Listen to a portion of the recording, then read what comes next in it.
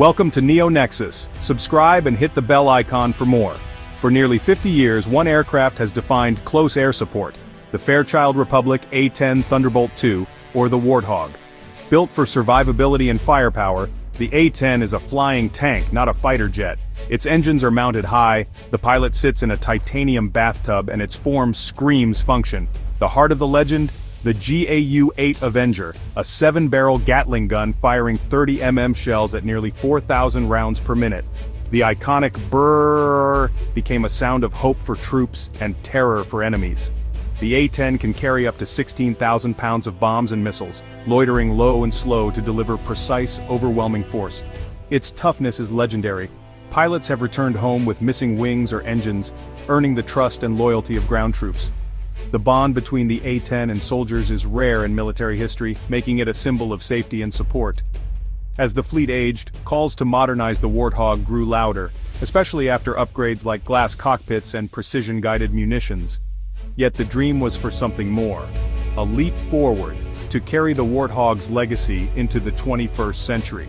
This dream would become the ambitious, ultimately ill-fated project, the Super A-10.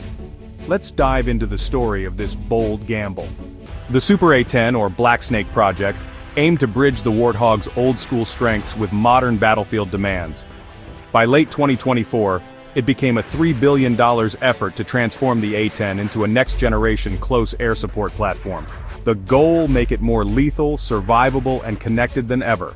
Supporters saw this as a chance to prove the Warthog's enduring relevance, countering the Air Force's push for multi-role fighters like the F-35. The Super A-10 promised advanced sensors, electronic warfare, and the ability to survive in contested environments. This wasn't just an upgrade, it was a deep, structural reimagining. New engines, digital cockpits, advanced armor, and expanded smart weapons. The project was a political and industrial gamble, challenging Air Force strategy and fueled by support from Congress and ground troops. Backers hoped to make the A-10 so capable that retirement would be unthinkable. The stage was set for a dramatic attempt to breathe new life into an aging legend. The Super A-10 Black Snake was envisioned as a technological marvel built on a battle-hardened foundation. The cockpit would be fully digital, with panoramic glass displays and a helmet-mounted cueing system for intuitive targeting.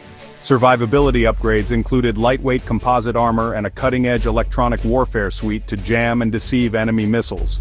The GAU-8 cannon stayed, but the pylons were wired for a wider array of precision-guided munitions, including small-diameter bombs and anti-radiation missiles. Enhanced targeting pods offered higher-resolution sensors and more powerful lasers for greater accuracy and range. Structural improvements and engine upgrades aimed to boost speed, agility, and payload capacity. The Black Snake was designed to be faster, stronger, and smarter, a true superhog for 21st century warfare. It was a top-to-bottom transformation, not just a patchwork of upgrades, but could it overcome the challenges ahead? Despite the vision, the Super A-10 project hit harsh realities fast. Costs ballooned as engineers struggled to integrate new tech into 50-year-old airframes.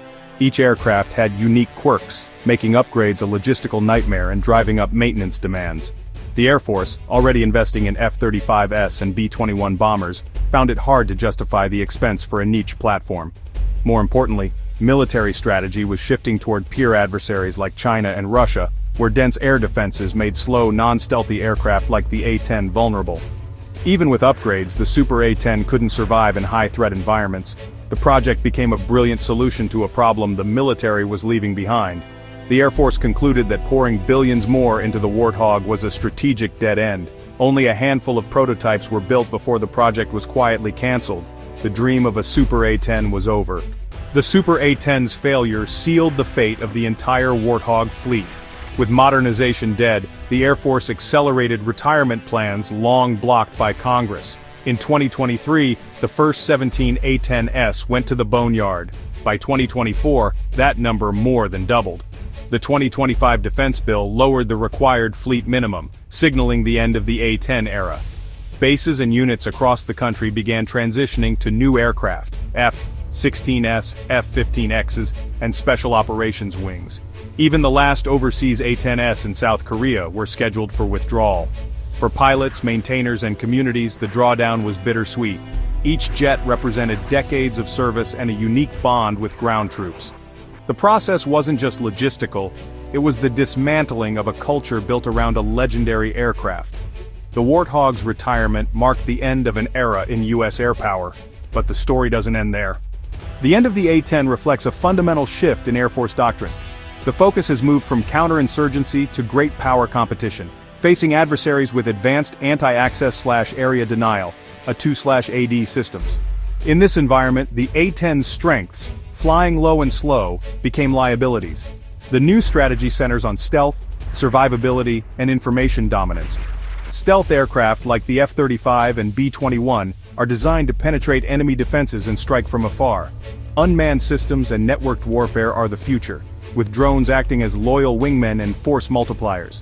The Super A-10, built around a single pilot, didn't fit this distributed, data-driven model. Its failure was less technical and more philosophical, a relic of a bygone era. The Air Force now envisions close air support as a system of systems, combining stealth, drones, artillery, and cyber effects. It's a new way to protect troops in the 21st century. As the last A-10s retire, the Warthog's legacy endures. More than a machine, it was a promise to troops on the ground, a symbol of close air support done right. The A-10's design was brutally honest, not pretty, not fast, but the best at its job. Its presence brought hope to infantry under fire, forging a unique bond no other aircraft matched. The end of the A-10 closes the chapter on specialized attack planes, as the future shifts to multi-role, stealth, and networked systems.